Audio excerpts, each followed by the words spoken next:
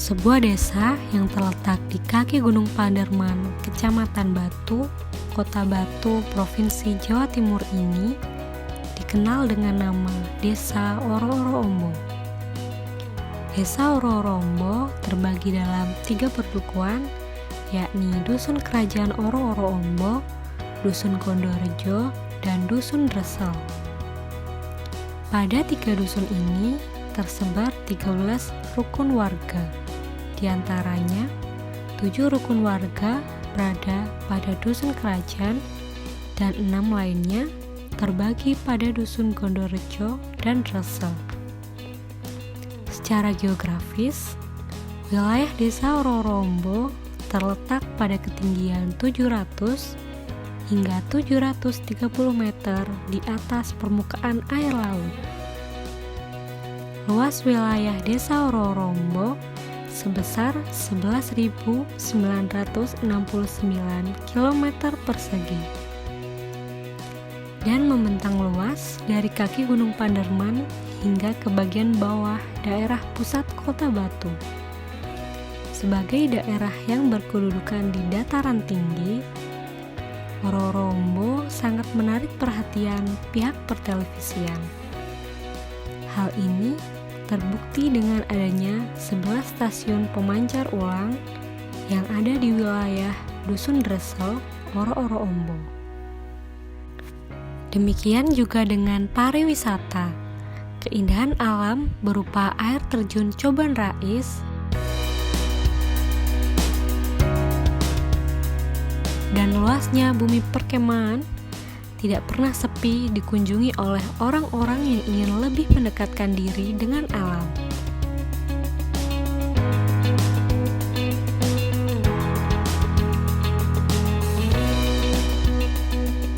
Ditambah lagi konsep hiburan rekreasi keluarga yang beroperasi pada malam hari, yakni Batu Naik Spektakuler.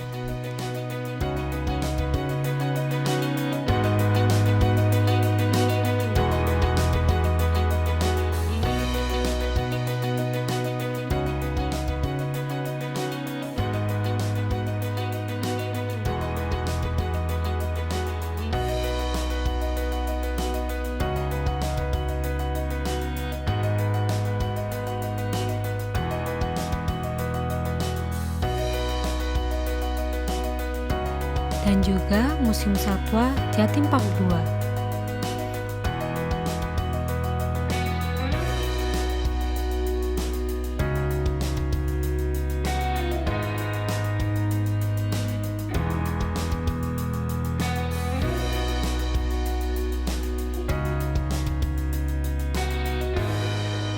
Desa Oro-Oro Ombo berpotensi untuk menjadi daerah pusat pariwisata yang dapat mensejahterakan penduduknya dengan tata kelola pemerintahan yang baik, serta dukungan dan partisipasi aktif dari masyarakat desa sendiri.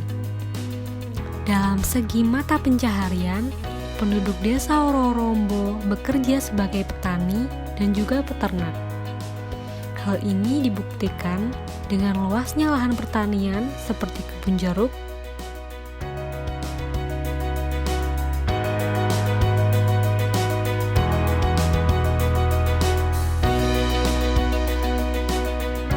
dan sayuran, serta peternakan sapi perah.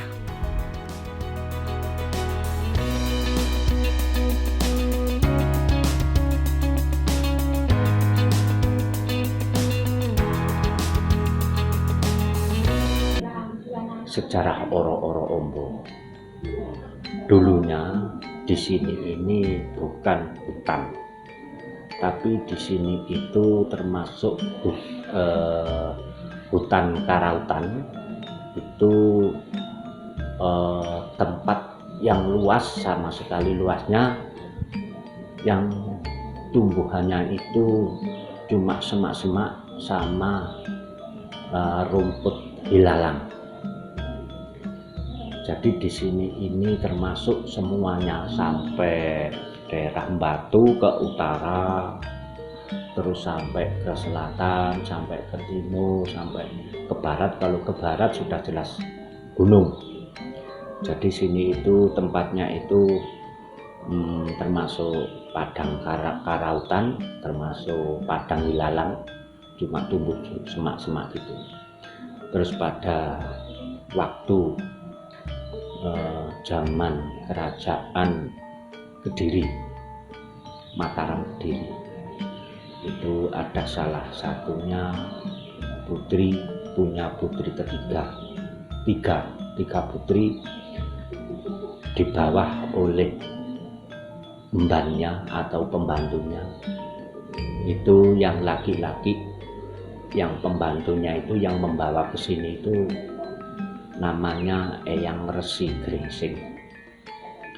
Eyang Resi Gringsing itu disuruh oleh raja untuk menyelamatkan putrinya yang tiga itu tadi, agar putrinya dibawa ke arah timur selatan dari Kediri, terus supaya bertempat tinggal di ereng-ereng gunung yang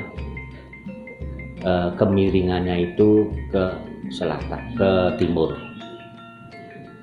Bertempatlah di sini termasuk tempat yang luas sama sekali, nggak ada batasnya, yaitu disebut tadi, saya sebut tadi padang karautan atau semak-semak dan tumbuh-tumbuhan yang rumputnya itu hilalang. Kemudian tiga putri sama resi tadi berhenti di wilayah sini ini, wilayah menancapkan tanda kalau saya sudah bertempat tinggal di sini, saya sudah datang di tanah yang subur ini. Cuma di sini belum ada aliran sungai, belum ada air. Di sini ada air cuma cukup untuk dibuat keperluan sehari-hari. Terus putri yang tiga tadi, yang satu bernama Eyang Putri Ayu Ken Wulansari yang pertama, yang kedua Putri Ayu Ken Mayangsari, yang ketiga Putri Ayu Ken Gadingsari.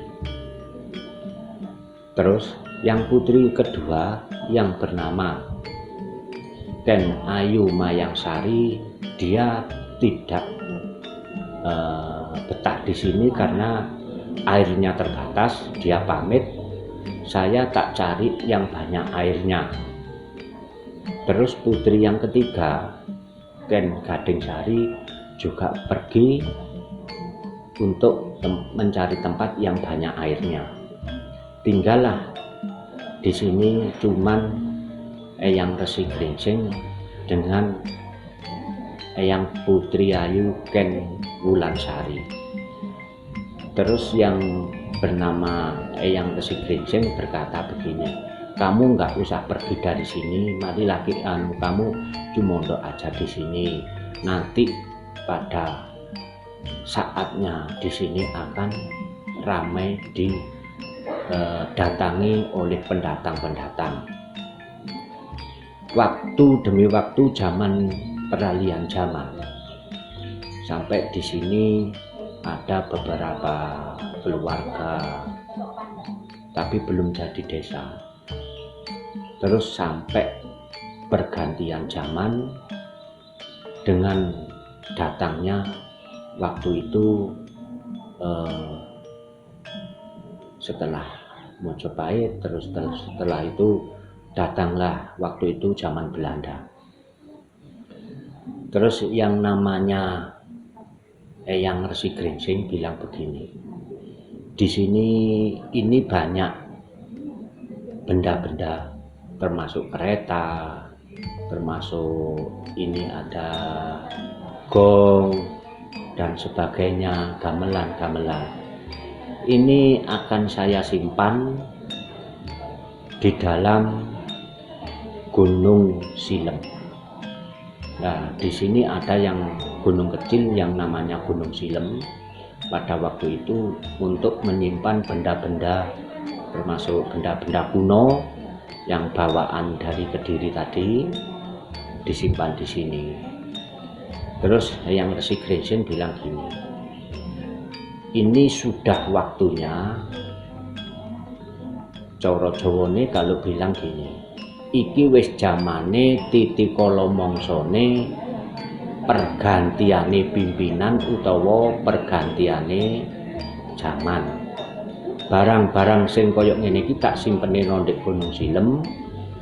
Nah, jadi semua benda-benda itu dirawat di Gunung Silem, tapi yang menyimpan itu goib termasuk.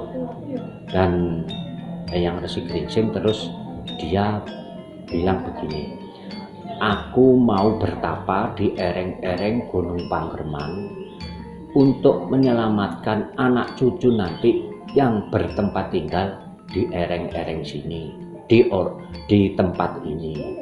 Besok kalau sudah ada keramaian zaman, besok kalau sudah waktunya, banyak saudara-saudara yang mengunjungi tempat sini bilang, ya disinilah desa Oro-Oro Ombo.